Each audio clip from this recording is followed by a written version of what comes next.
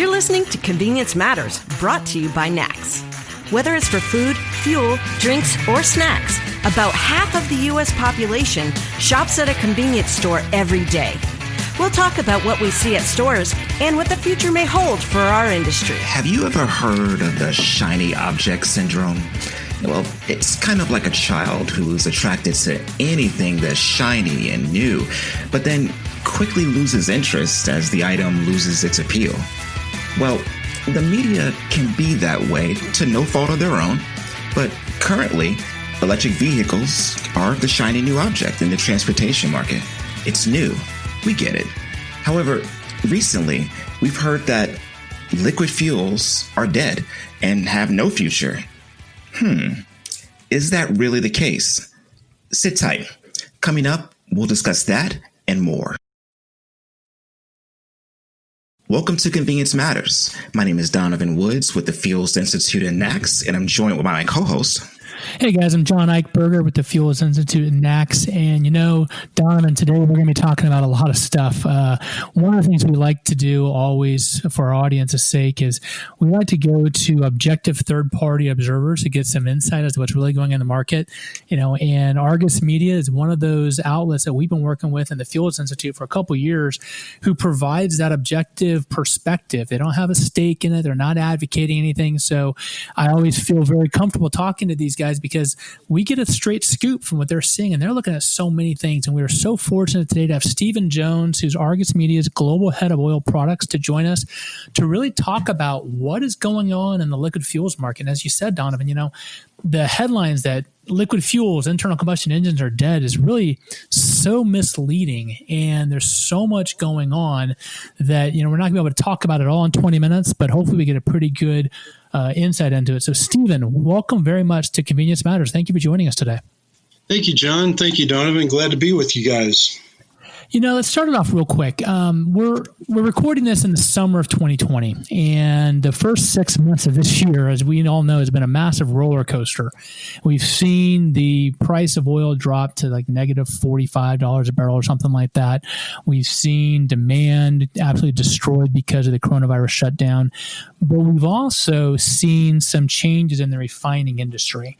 Can you kind of give us an overview? What's the health of the refining industry, and what types of adjustments have we been seeing take place in that sector the last 6 months to a year? What might we see in the next 6 months to a year?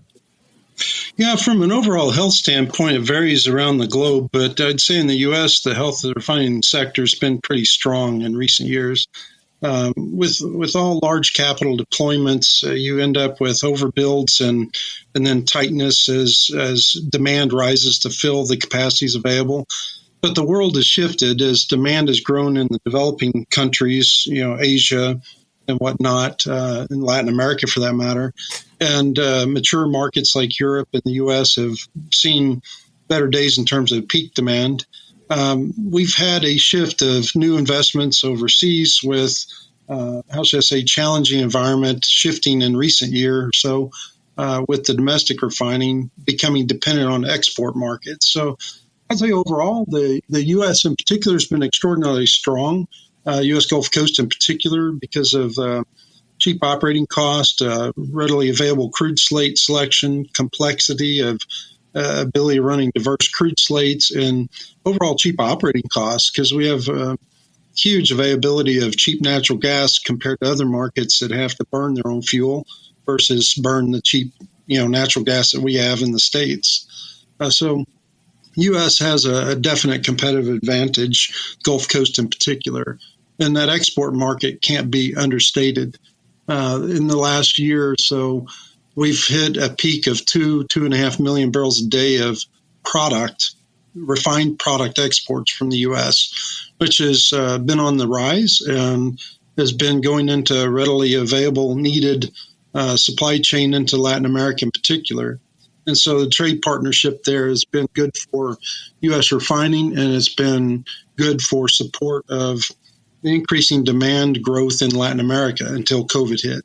So, you talk about COVID for one thing, which was kind of a massive shot at the whole market as a whole, something that we're recovering from. But you also see a long-term global change in prioritization in the transportation sector. What has the refining industry started to do to kind of prepare itself for a reality that may be substantially different from what we've seen the last 15 to 20 years?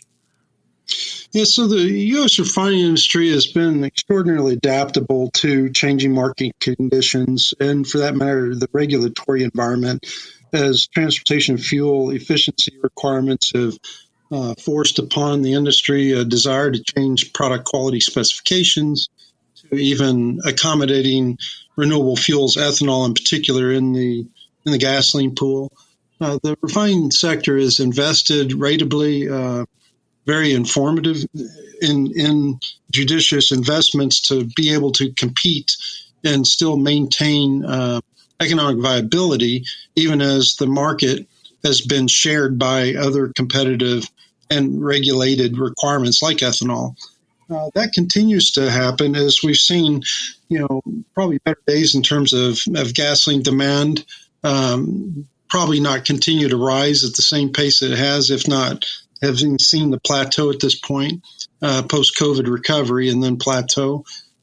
We are seeing renewable fuels and substitution of feedstocks in the refining system, and that's going to continue. And the refiners have been the obligated parties, meaning they carry the cost to comply with the regulated requirements for the overall fuels marketplace. And so refiners, to stay competitive, have taken a stand in adapting to these requirements. Some refiners have even invested in ethanol production directly while blending in the downstream. And many refiners are integrated from the supply side all the way through marketing to be able to take advantage of generating their own renewable credits that they're obligated to submit to the government to demonstrate compliance.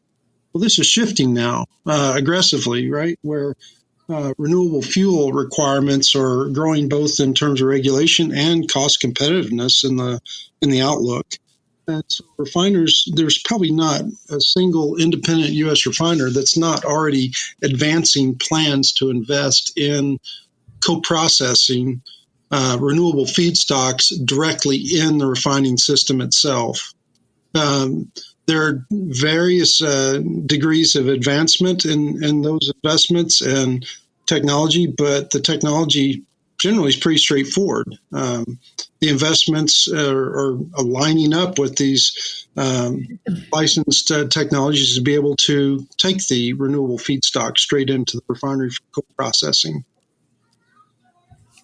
What would that mean from a retailer perspective and a consumer perspective? So we've got this push by policymakers across the globe to reduce emissions, and so many of them are saying it has to be electric vehicles. And even I did the analysis. I took Bloomberg New Energy Finance's projection that 60% of vehicles in 2040 sold will be electric. And while I think that is an absolutely impossibility, if that were to occur, that only equates about 27% of vehicles on the road. So you're still looking at 3/4 of the vehicles being driven in 2040 and beyond are going to be liquid powered. Yet we still have this need to reduce emissions. So as we start looking at the diversification of feedstocks, renewable feedstocks, co-processing, what does that mean for the overall objective to reduce emissions? And what does it mean for fuel retailers and drivers of internal combustion engines? Is there going to be a difference? Because when we start talking about higher levels of biofuel blends downstream in the refinery,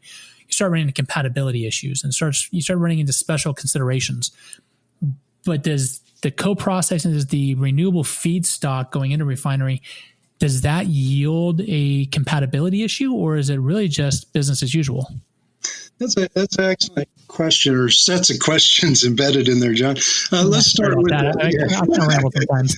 It's all good. Actually, if we take the last thought first, the compatibility from a liquid fuel standpoint of taking in co-processing of feedstocks actually is advantageous to the downstream in that the downstream won't see any difference. The fuels that will come out of the refinery will be totally integrated, compatible. You won't know the difference. You'll buy diesel, you'll buy gasoline, and it'll run just the same. Matter of fact, the chemistry and the processing bakes it together into compatible singular streams for output. Basically, you're taking all these used cooking oils and or, fats from animal renderings and so forth that all get put into midstream points in the refinery for processing, hydrotreating, cracking, and whatnot. And they come out truly chemically compatible in the fuels that are served to the market. So that's a good sign. And that will allow the refiners' equipment to continue to be deployed with some adaptation to bringing in these alternative feedstocks instead of, say, crude oil. So that is reducing carbon footprint. It does improve efficiencies. It does, achieve the broader political security of energy supply and things of that nature. But back to the question about EVs and whether or not, liquid fuels is a threat from that.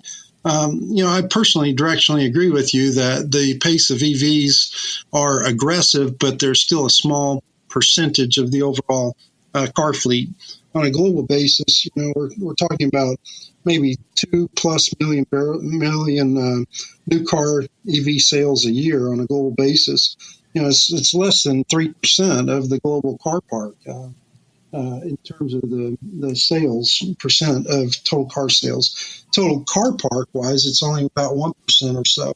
We have a long ways to go, even 40+% year-on-year sales, to make a dent in the global car fleet. In other words, we have a long-standing need for liquid fuels requirements. Even so, the shiny objects that are being talked of, with a lot of auto manufacturers also putting that spin to the public that most of their new developments are going to be on battery technology and EV production, which is true. The internal combustion engine continues to see improvements, and it will have to stay competitive from a car manufacturing standpoint. And the last part in the support for continued dependency on liquid fuels and the need to adapt the fuel supply system to sustainables sources orients around when you think about the fact miles driven, the use of cars continues to increase despite the efficiency improvements and the substitution. The actual miles driven, the population and the need for mobility continues to rise. And so you have some threat of market share with EVs, but it's small in its early years, and it's decades away from being a large swath of taking away liquid fuels market share. But at the same time, even with the mileage efficiencies and the peak in total gasoline demand, the miles driven and the population, the need for mobility continues to rise. And so there's an increasing market pie, size of the pie. And so even as your market share slows, the pie continues to grow. So liquid fuels requirements are going to continue to be sustained for quite some time. Well, Stephen, this is Donovan, and that's a great answer. I'm going to try to just bring it back to our average listener and just ask this question. Usually we get to the end of an episode and then we ask for any websites or links they can kind of follow, the guests being Argus Media this time. But where could a retailer who doesn't own 200 stores but needs to keep up with information like this and to be aware of it, where can they go within Argus Media? Do you offer podcasts or just PDFs, anything that someone could keep up with the market, see what's happening with COVID, potentially post-COVID, as well as how the transportation market continues to change? Where could they go? Absolutely, Donovan. A good question. We have on argusmedia.com, there is a news feed that we publish a fair amount of news flow of current events that's publicly available, not behind a paywall. And any number of those articles are very informative on current market developments around COVID and the pace of change, and for that matter, the provocative aspects of renewable fuels developments and biofuel requirements and regulatory pressures, for that matter. So I would start there. We do have on the same website a list of our podcasts that are readily available. I'm a routine participant on many of these podcasts to talk about the current market updates on how demand's beginning to recover. Will there be a second wave with COVID? What will be the impact near term on prices? From a retail fuel price standpoint, the retail prices do follow the spot market, which is core for the refiners into the distribution marketing channels that go through the rack into retail. And so you can get usually an early indication of where prices are going by looking at the spot market prices, the larger cargo markets. A lot of people jump to the simplification of looking at light sweet crude prices as an indication of overall market price support. But with OPEC dynamics and the uniqueness of localized markets for an oversupply of products right now, which we have high stock levels of gasoline and diesel from refinery runs continuing to recover ahead of and in anticipation of demand from COVID rebounding. But we do have exposure because we haven't seen the exports resume to Latin America, and so the high stock levels haven't begun to draw down yet. Hopefully by the time listeners pick up on this podcast, we'll see a little bit different thumbnail sketch. So go to argusmedia.com and stay plugged in with us on current events. Perfect. And that's argusmedia.com. And I think one of the podcasts that I heard about in the past and actually listened to about a month ago is called Driving Discussions. Is that correct? I think it's just really focused on road fuels. That's right. It's actually got a flavor of road fuels and somewhat we've talked about the distillate diesel fuel impact with refiners skewing their yield from jet to diesel. As you know, with the COVID downturn, aviation was the first hardest hit and probably the last to recover in terms of demand support. So refiners skewed their yields greatly to unmake or reduce the amount of jet fuel output and in preference to produce more diesel that the economics signal at the time. So we do have a fair amount of crossover in the Driving Discussions podcast, but you'll get a great flavor by plugging into our market experts on our podcast series as well that runs in parallel with this series here. So with all that said, I mean, we think about what's going on in the liquid fuels market. There's a lot. There's a lot of opportunity. So, I mean, most of our listeners are fuel marketers, retailers, and they maybe get a little nervous about the headlines and the coverage and the way kind of Donovan teed up the program today. But there's a lot of opportunity in the liquid fuels market. Even as we start ratcheting down our emissions profiles, it's not like this is a dead end industry, is it? By no means. Quite the contrary. Matter of fact, the more people get distracted with the shiny objects, they lose sight of the ball that's in play. And liquid fuels is being carried downfield, and it is very aggressive market. It's a very competitive market in the refining space. But what many of us know, the retail market in larger metropolises can be very competitive. In other areas, it's more niche. And as long as liquid fuels flow, which we anticipate being the case for decades to come, even as it takes shape with feedstock substitution in refining and other things, the supply chain's still there. And billions and billions of dollars are deployed in these supply chains and aren't easy to convert in a timely fashion. And actually, it's kind of interesting. Even in the upstream, people are looking at, true alternatives like ammonia and, maybe there's, ammonia fuel cells on board trucks that convert to hydrogen at some point. Well, it's still going to be a liquid fuel moving through the system that would still be distributive, as opposed to investing solely in EVs and batteries and a whole new grid system to support charging only. Not saying that's not going to happen, but yeah. Stephen, that distribution system you mentioned is so important because I've been on a couple panels and a couple conferences where we're talking about e-fuels, where you're using a renewable electricity source to create a liquid fuel. And the concept is, the opposition is, well, you lose a lot of energy. It's not as efficient as just taking electrons directly from the grid, putting it in a car, and it's expensive. And my counter to that has always been, however, if we save ourselves $500 billion, trillion on infrastructure, would it not make sense to explore this?